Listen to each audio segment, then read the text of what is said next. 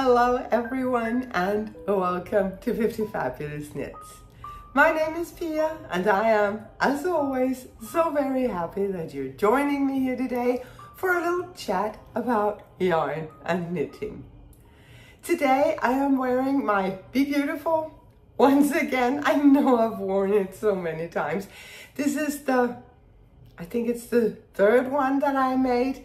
It's the short-sleeved version with the slanting shoulders. The pattern does give a couple of different options, but this is short-sleeved, obviously, and with the slanting shoulders. This one is knit in a DK weight. Even though the pattern is written for fingering, it is such an open gauge that you have in the pattern that you can easily get gauge with a DK weight. This yarn is a special yarn. It is the same yarn that I worked the original sample in, only this is DK where the original sample was worked in a fingering weight. But the mix of fibers is the same. It is alpaca, silk, and linen. And that just makes for a beautiful fabric with lots of drape. They're all quite heavy fibers and they all take dye differently. Like the linen barely takes the dye, the alpaca takes it a little bit, and the silk really just sucks it up. So yeah, it is a beautiful yarn. This is from by Helix, a Danish hand dyer. I will link her website in the show notes below, where I'll also, of course, link this pattern and everything else that I will be talking about this episode. The Be Beautiful is a rather simple knit t-shirt with a V-neck. It does have some really nice details. The ribbing is worked in this almost, it's not a lace, I guess it's kind of a feather and fan, only worked in ribbing, which gives this slightly scalloped edge. And then in the neck, there are the bees that gave the name. I will try. I have no idea if you're seeing the bees now. I hope you are. If not, I'll insert a photo. But yeah, my Be Beautiful. I do have quite a lot of short-sleeved sweaters. I will say sweater if it's not like a plant-based fiber summer top. Short-sleeved sweaters, I find that they're so versatile. Of course not in the midst of summer, then they're gonna be too warm.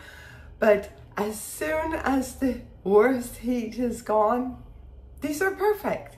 In the springtime, when we are longing to put on just a little bit lighter clothes, they're wonderful because they will keep you warm, but still give the illusion of summer.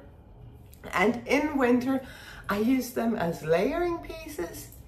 Either I'll use them as vests over a button-down or a long-sleeve t-shirt, or I will use them under cardigans or light jackets like a blazer or a jean jacket. So I really find that I get a lot of wear out of my short-sleeved sweaters. And there is something good to be said about short sleeves. When you finish the body, it's nice to know that you're almost there. So yeah, big fan of short-sleeved sweaters. I only have one finished object this week, and it is not an impressive one. It's, of course, the socks that I showed you last week. All I needed to do was put in the last heel. I managed to do that in a week. Yay me. Haven't blocked them, but I can put them on my foot. I don't have a sock blocker over here, and honestly, I never block my socks unless it's to show them on the podcast, photograph them. But yeah, they fit me perfectly. I really like them. I like how the striping has worked out. It's so beautiful, but yeah, as I also said last week, probably gonna be a while before I use the helical knitting on socks again. It was just too much yarn management, but I love the result, so there. I have mainly been working on just 2 projects this week, or the socks, but that didn't take long. The first one, this one, was a dream knit last week. It is in a project bag from Knitwear by Maki. I use her bags all the time, so also this one, of course. But yeah, it is my perfect little cardigan, and I have managed to put in a little bit of work on it. Not a lot, but I will say the beginning of this cardigan is rather fiddly. You really have to pay attention to what you're doing, because you're increasing, you're setting up the pattern that's gonna go down the shoulders and all the way down ribbing. There is a lot of setup and short rows and stuff that you need to be there for it. It's not TV knitting or conversational knitting. It is something that you want to be alone for. But yeah, I'm using this special yarn that I also talked about last time, the yarn that I adopted from Garn Specialisten, the yarn specialist. I am showing this upside down. I apologize. Let's try again. There you go. This is Alpwolle, and it is 100% untreated wool, and it is just squishy, lovely, a little bit rustic. It's actually a lot rustic in the way that it looks. It does feel okay soft for a rustic yarn, but also the yarn itself, the strands, as you're knitting with it, it has this thick and thin quality, so it will change as you're knitting. It's not like a totally evenly spun yarn. You can also tell on the things that I knit that it is a little bit uneven, which is something that I really appreciate. I like that look. It gives me like hand spun vibes. Yeah, I really love it. But if the thick and thin thing is something that would drive you bonkers, you should not go for this yarn. You should definitely find another yarn. But if you like the really rustic, beautiful, natural wool, this is it. Plus, it's a really budget-friendly yarn. But yeah, I am enjoying this project. I am almost ready. A couple of days ago, I actually reached the point where I'm just doing regular raglan increases, just increases as you always do on either side of a stitch that is running down. So it is relatively easy knitting from now on until the raglan again changes. It is what you call a compound raglan. So you start by only increasing on the body side, then you increase on both sleeve and body, and then finally you only increase on the sleeves. So that gives like a really nice shape to the armhole, and it also helps the cardigan to actually stay up on your shoulders. You're also all the time, as you can see, you are working the bottom bands together with the main portion of the cardigan, and you are constantly doing short rows just to make sure that the bottom band doesn't drip and fall down in front, because I really don't like that. So yeah, that is a project that I enjoy, and I had even forgotten that I reached the point of normal raglan. Then I can actually work on it this afternoon. That is nice. The project that has gotten the most of my attention this week is one that I don't even think I've shown here before. I have talked about it for sure, but I don't think I have shown it. It is in this beautiful bag from the Suburban Stitcher. Isn't it just gorgeous? I love this bag, it's so pretty. And it is the shawl that was, put on a timeout. But it had, oh wow, that's wrinkly. I'm sorry, I just squeeze it into the project bag so that no little toddler gets to it and pulls out a needle or something. Sorry. But it is this shawl. This is a lot of knitting, I'm just saying. It's gonna be not a half circle and not a half moon, but a mix of the two. So the upper part is going to be relatively straight, and then it will go down not to a complete circle. It's not going to be that deep, but yeah, I'm sure you know what I mean. If not, I can probably show you in the not too distant future. But yeah, as you can see, I am working just garter stitch stripes, which that shouldn't give me a lot of problems. I wouldn't say that the garter stripes here has given me problems, but constructing this shape, because I was so attached to the idea of this shallow half circle, if you will, and I found it really difficult to construct it, but I think I'm there now.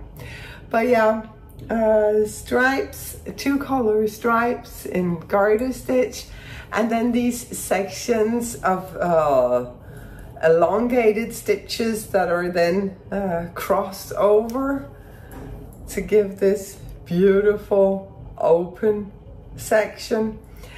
And then finally, the last part that I am working on now is gonna be with an assigned pooling pattern. I am trying my hands at assigned pooling, heavily inspired by the genius that is Dawn Barker of Barker Wool. She is the queen of assigned pooling. She came up with the idea because we all know that we will go to lengths to avoid pooling in our knits. But then she came up with the brilliant idea of not only allowing the yarn to pull, but really emphasizing the pulling, so that every time you met a part of the yarn that was differently colored than the rest, you would then assign a special stitch to it. I can't see if this is focusing. I am hoping it is focusing. But yeah, I have been ripping back quite a lot. I wanted a stitch that was simple, that was easy to execute, that was easy to modify. If your skein of yarn had a different pulling sequence than the one that I'm working with, I wanted it to be super easy to modify. So I have ripped back quite a lot to achieve that. I should really start putting in lifelines, because there are so many stitches here. I mean, there are so many stitches, and it is a pain to rip back. And yeah, but it's fine. I mean, I get to enjoy my yarn all the more, and I will end up with a stitch pattern that I really love. So this is really fun. This is my fun project. It is not a frustration-free project, but it is a lot of fun.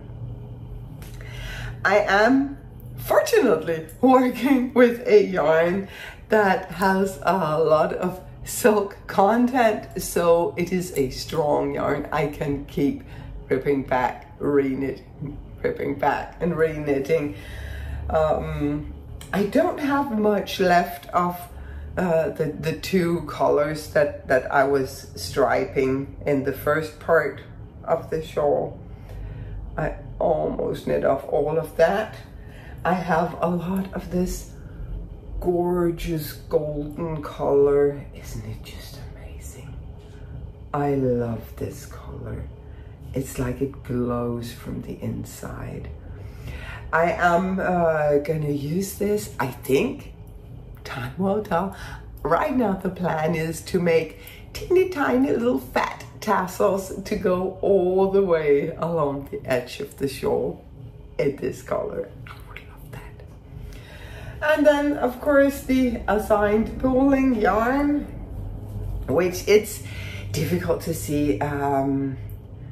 It's much easier to see when these assigned pooling yarns are in the skein. It's difficult to see here, but it is the same color as the one that I used for the stripes, and then the same as this one that I used for the elongated crossed over stitches.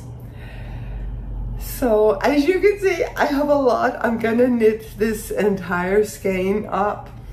It is gonna be basically a 4 skein fingering weight shawl, which is, to everyone who's doing the Stephen West Mystery Knit Along, you know how much knitting goes into a 4 skein fingering weight yarn.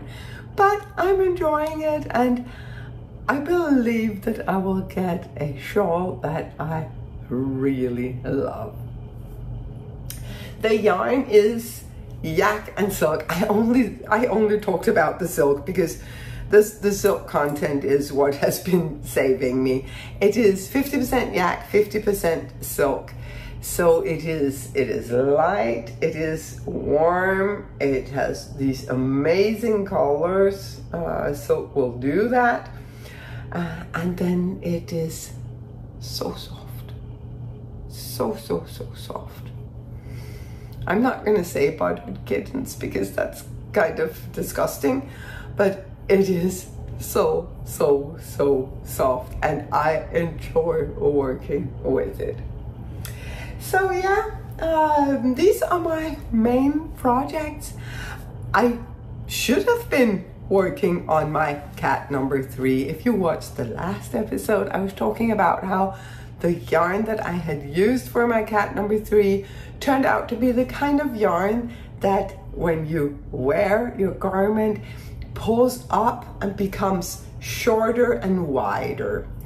So I had ripped back the body and started re-knitting this part of the body, putting in a lot of decreases and knitting it a good bit longer.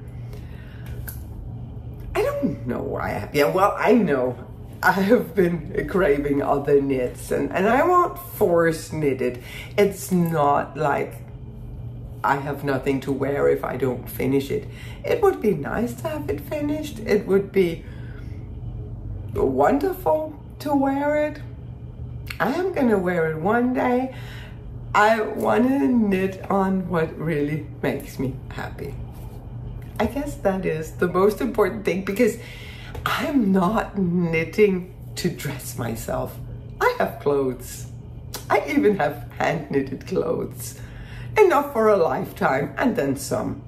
So I am knitting because I enjoy the process. I enjoy all the dreams involved, like thinking about all the beauty that is coming out of my hands. Which kind of leads me to if you watched the last episode, I passed on a question to you. Peter asked me a question. He asked me, what makes a good knitter? And the ideas that he was throwing in there was some attention to detail, strong sense of color. I decided that for me, the game changer, taking me from a knitter to a much better knitter, that was when I learned to rip back. In the beginning of my knitting days, I would not rip back. I would accept almost anything to avoid ripping back. But then at some point I arrived at a much more peaceful place where I realized, no, I am knitting because I enjoy the knitting process. So if I rip back, I get all the more enjoyment, which is not always totally true, but it is how I prefer to think about it, because if I don't rip back, I know that I'm not going to be happy with my final product. But yeah, I passed on the question to you guys, and it is so much fun reading through your comments, especially because there seems to be 3 things that come up again and again and again. Perseverance, patience, and love for the craft. And I can totally relate to all 3. Excuse me. You need some perseverance, because it's fine that I say, yeah, I'm gonna knit on whatever makes me happy. Sometimes I will also force knit. If I have a project that is almost finished, the socks. What a wonderful example. Right here. I did not enjoy putting in that heel. Not one bit. But I was so happy with myself when I had put it in, because then I had a new pair of socks. So sometimes I will force knit, and I will need some perseverance. Also with this one, I mean, if I didn't have any perseverance at all, this would have stayed on the naughty step. It would probably have moved into exile at some point. But yeah, I agree with those of you who said perseverance, the will to keep going. Patience, very much in the same vein. Of course we need patience. This is slow art. This is a very slow craft. If we were sewing our clothes, we would get a top done so much faster. But knitting is slow. Knitting is very slow. Of course, some knitters are faster than others. I'm myself not a particularly fast knitter. I knit a lot, but I don't knit very fast. I just spend a lot of my time knitting. I used to knit a lot faster, and it used to be kind of important to me to knit fast. I would like pressure myself and see if I could find techniques and ways to do it, and would I be faster with metal needles. But then I realized, you know, I'm doing this for fun. This is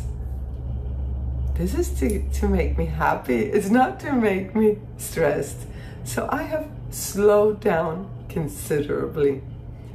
And I have come to realize, I apologize, I just had to go get some water because this throat is seriously killing me. But yeah, at some point I came to realize that slow progress is not a special kind of slow, it's a special kind of progress. Just like a bookshelf is a special kind of shelf, not a special kind of book. So I have found peace with the slow progress, with the fact that knitting is a slow craft. If I were not able to find peace with that, I'd probably be plucking away with bulky yarns and heavy needles and all that.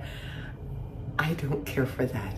I care for the long, quiet enjoyment of this beautiful craft. And that was the third thing that kept coming up in the comments. A good knitter is someone that loves the craft, that respects the craft, that enjoys the craft. And I could not agree more. So thank you for all those wonderful comments. It was so much fun reading through. It really made me think more about what it is that we're doing and why we're doing it. And yeah, it made for some very special moments. So thank you so much. Your comments always makes me so happy. It is through the comments that I feel that we can connect, that it's not just me sitting here babbling at my camera, but that we are actually in this together. So thank you. There is one last thing that I want to talk about today, because I don't know, returning viewer might have guessed it from the surroundings, the backdrop. I am back in Texas.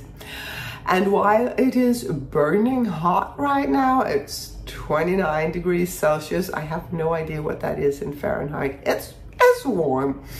The weather forecast says that it's going to be 3 degrees in a couple of days, which is very Texas of the weather. But my little boys need sweaters. Lucas does have quite a lot of hand knit sweaters because he has all the hand-me-downs from John, but I also want to make him a brand new sweater, and John definitely needs sweaters. He has only one, the one that I made for him last winter. Is it called the Glenmore Meanie? Beautiful sweater that I made in a olive green color that goes perfectly with his eyes. So yeah, I want to make sweaters for the kids. And John wants a sweater that is red up here, then white in the middle, Grandma, and orange at bottom. And his mom wants a olive green sweater for him. I was stuck in the middle, wasn't I? His mom went out and got this yarn, which is, yeah, olive green, actually a beautiful shade. It is very soft for an acrylic yarn. She probably chose this because this she can throw in the washer and not having to care about it. Yeah. So she chose this, and I decided to put in just a little bit of what he wanted. So I got these two. I'm gonna put in stripes and all the ribbings and the neckline and the body and the sleeves. I'm gonna put in stripes of red and orange and hope that he is going to be okay with that. I think it's gonna look really good, and I think he's gonna like it. He says when he wears the sweater that I made him last year, that when he puts it on, it's a hug from Grandma. So I'm definitely gonna give him another hug. I am itching to start this, but we'll see. I'm not gonna have a whole lot of knitting time this next week.